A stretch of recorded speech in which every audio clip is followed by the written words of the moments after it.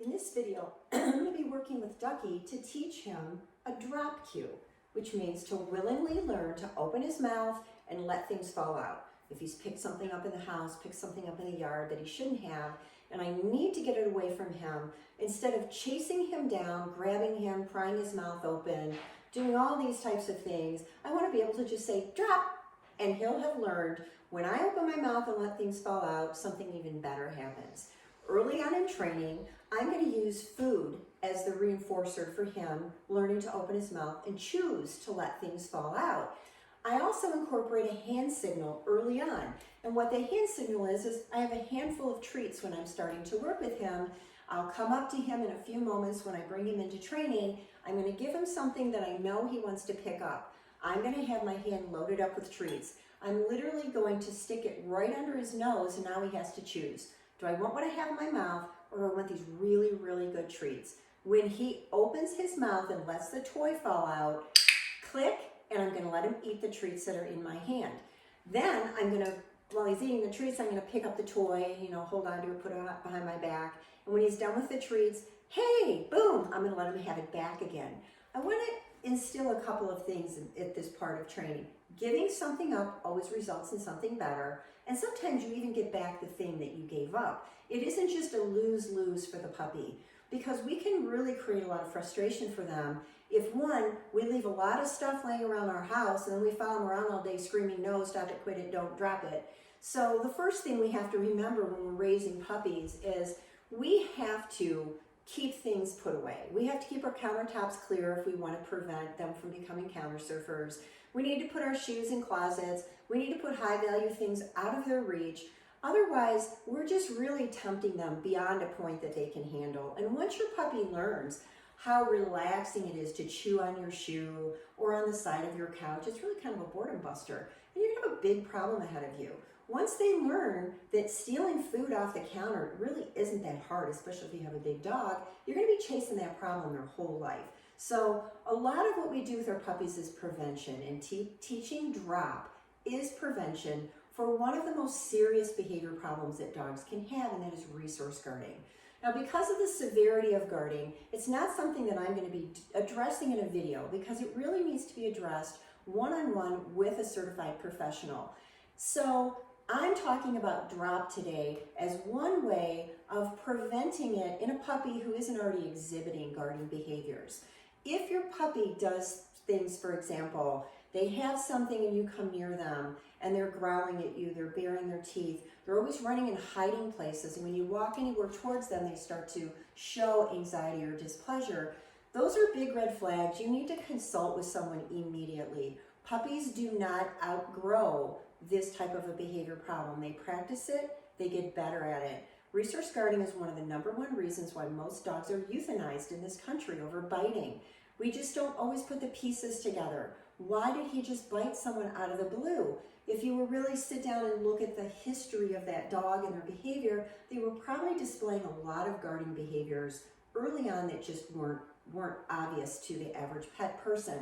So we're going to be teaching drop, not only because it's a very important skill, it's a life-saving skill in my opinion, and my dog eats a rock, it may not end well, but it's also a prevention for dogs to not develop the need to start guarding high-value objects. So the way I teach it is, I'm going to have in a moment, I'll try to wake Ducky up, he's sleeping around the corner. I found this squeaky, high-value, soft little toy that I think he might like to pick up. I need to have a toy that I know he's going to want to put in his mouth. Then I need to have, oh, here he goes. I need to have high-value treats. The way I start the behavior is, in a moment, I'm going to drop the toy and let him hold on to it. I'm going to load my hand up with really good treats. These treats have to be so good, he can't possibly want to keep that in his mouth when he could chew on these things. So when I'm starting to teach the behavior, he's got the toy in his mouth, I take a handful of food, and I literally stick it right under his nose. So he has to now choose, do I want what's in my mouth, or do I want this really yummy food? I have my clicker ready. The second he opens his mouth on his own and lets that toy fall out, I immediately click, he gets to eat all the treats. And whoa, what a good boy. And as he's chewing the treats, I pick up the toy.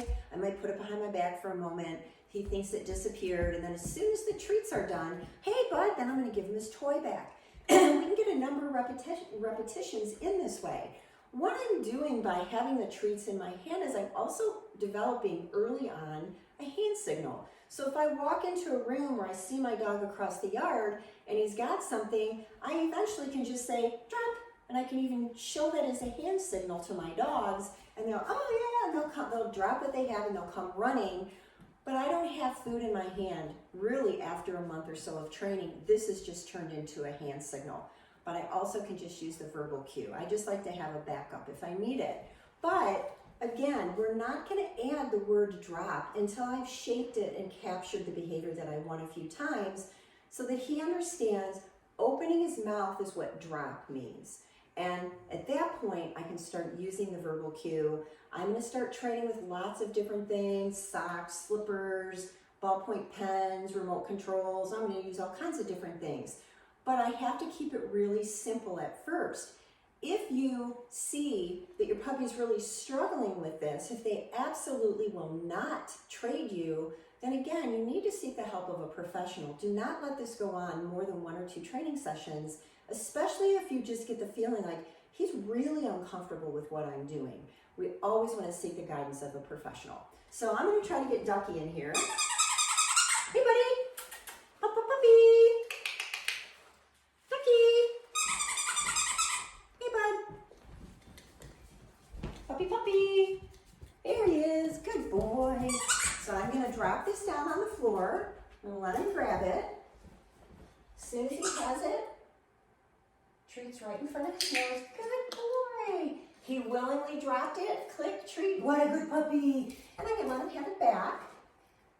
Wait for him to pick it up.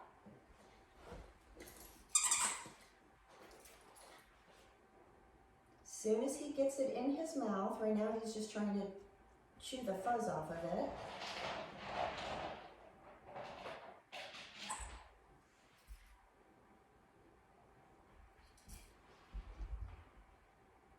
Good boy. Again, he opened his mouth, it fell out. Immediately click, give him a treat. Now I'm going to let him have it back one more time. And wait for it to be in his mouth. Good boy. So he's already figuring, well, you know, I kind of like what's in your hand. He's willingly giving this up. He doesn't look nervous or anxious to me. He isn't holding on to it for dear life. So for the sake of time, I'm going to show you at what point I would start to add the cue. So in a moment here, I'm going to give this back to him. He's going to start to chew on it. The moment that I put my hand in front of his nose and I see that he's opening his mouth is where I'm going to add the cue.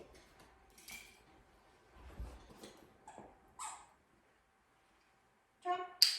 Good boy. What a good puppy.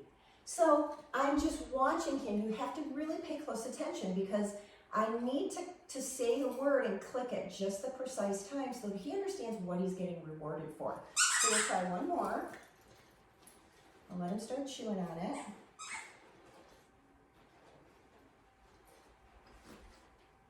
Drop. Good boy. What a good puppy. Again, I'm going to give him, you know, multiple training sessions. The quicker he opens his mouth and lets it fall out, using lots of different random things, then over time I fade the food out of my hand and I'm just using a hand signal and I would just be able to come up to him, drop, good boy. I have nothing in my hand, but I click and then I reach into my treat bag and give him a treat. That's how I slowly can fade the food out of training. We want to use this skill as much as we can when they're little puppies. Everything he picks up, you're trading him, you know, drop it, and you click and give him a treat. If you don't have a clicker on you, you mark it with a verbal yes, and then you go somewhere and you get a treat for him. If I took this away from him as a trade, I would ask him to drop, I would take it, I would hurry up, you know, give him a treat, and then I would go and get him something he could have. Here's a chew balloon, here's one of your toys. At this age, I need him to learn that everything is about trading. That you give me something, I'm gonna give you something better or something at least of equal value. It isn't about me chasing him down, reprimanding him. You know, you can win the battle but lose the war when it comes to this type of training. I don't wanna have a 150-pound dog that feels he has to fight me over a sock or a slipper. I wanna know that he's willingly going to just give things up whenever I ask him. But again, I have to also teach him what he can have.